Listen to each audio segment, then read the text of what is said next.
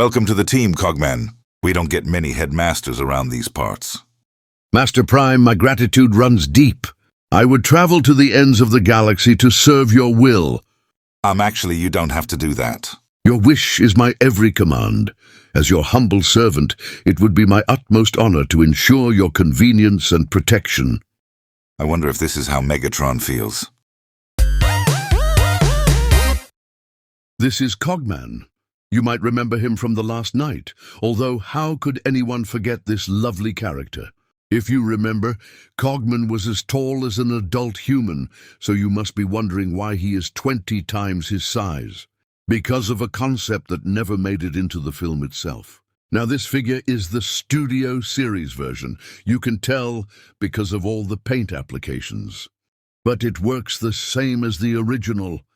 COGMAN was supposed to be a headmaster. That means he transformed into some giant head that attached to a robot's body. This head is COGMAN. The rest is merely his mech suit, so to speak. But the paint on the head is very accurate. And this is how the headmaster looks. He was supposed to have little arms, but I removed them for the sake of a cleaner head design. I do not display my headmasters like this anyway. So we will fold this up and move on with our lives. The entire figure is covered in this remarkable silver paint. There's also some gold, as seen on his belly button. Moving down the body, we have more silver for the knees. COGMAN was well loved, I see, as most Studio Series characters are notorious for their lack of paint. By the way, how is that new Optimus treating you? However, COGMAN lacks an important thing, and that is heels. He has no heels. The feet are the weakest part, to be frank, because without heels, COGMAN will tip over on you. Look at that. Truly is a shame. Now, usually this is the part where I show off the weapons, but the sword that came with COGMAN was lost to time and is gone forever. So we will use this random blaster. It is also silver, so it works. I'm not sure if COGMAN is keen on using someone else's weapons, but we all have to do things we loathe sometimes. You think I wanted to get up this morning? But COGMAN needs to participate in this war, so here you go, buddy. If you do have the actual sword he came with, I'm sure this would look more accurate. To be fair, he never really used any weapons in the movie, so I give myself a pass. The face missile doesn't count. But speaking of figures with removable heads, let us compare COGMAN with Hardhead. Obviously, Hardhead and COGMAN are headmasters for totally different reasons. But if you have them both, you can swap out their heads and make some weird fusions. Say hello to Coghead and Hardman, the two most fearsome entities to ever walk the streets of Cybertron. And if you have more of these, swap their heads around with each other and see what fusions you can come up with.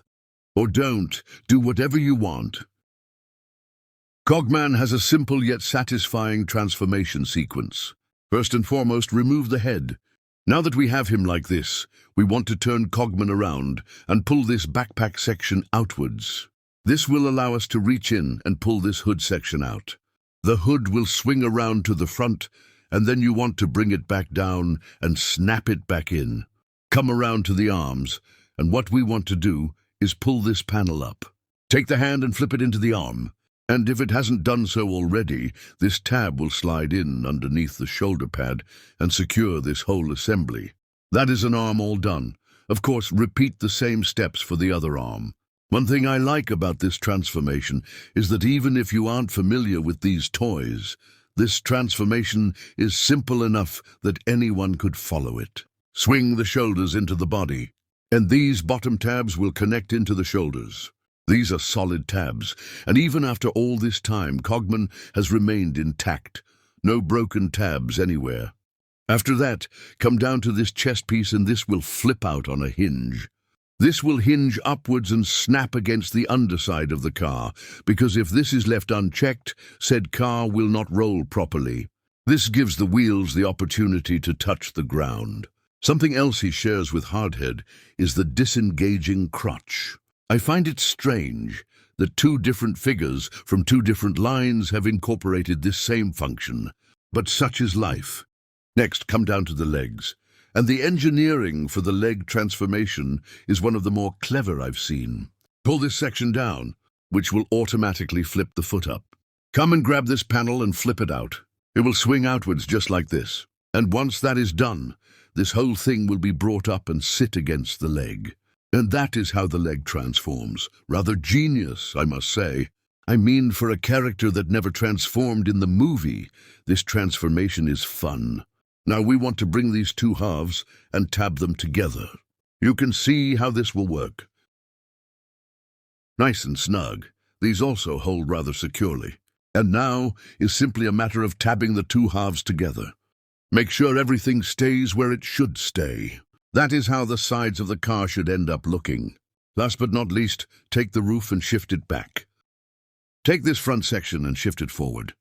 There are two tabs under the windshield that will connect to those two holes. Everything will tab in properly, and make sure this snaps down to fully complete the car mode. Like with Hardhead, make sure the crotch is not hanging out. This is not that kind of video. But here is COGMAN in his Aston Martin mode.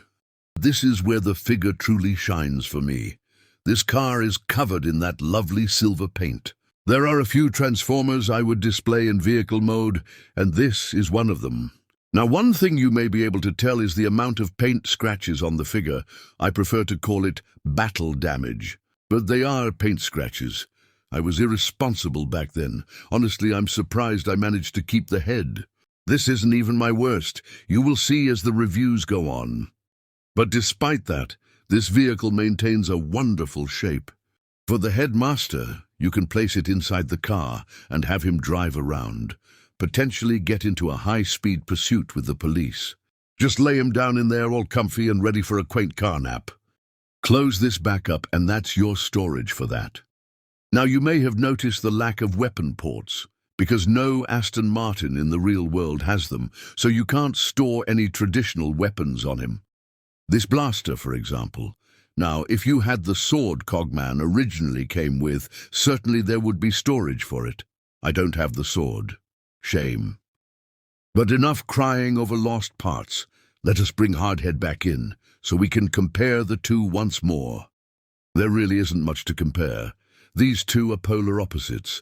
The only reason I wanted Hardhead was to do the head on the tank thing. This would have worked better if I had Nitro Zeus. But there you have COGMAN. I am indifferent to the character, so there is no sentiment to me. The car is a licensed product, so that's something. If you never got him, you're not missing out on much. But if you like Aston Martins, perhaps get him just to keep him in this mode. As always, your audience is greatly appreciated. Sleep well. Optimus, heed me. Our rivalry ends here. On the contrary, Megatron, we both know this will never be over. Like a toxic human relationship. Not if I can help it. This planet belongs to me. It always will. Not today. Excuse me. Ah! COGMAN, what the hell? Don't worry, Master Prime. I will not let you get hurt. Get off me, you little...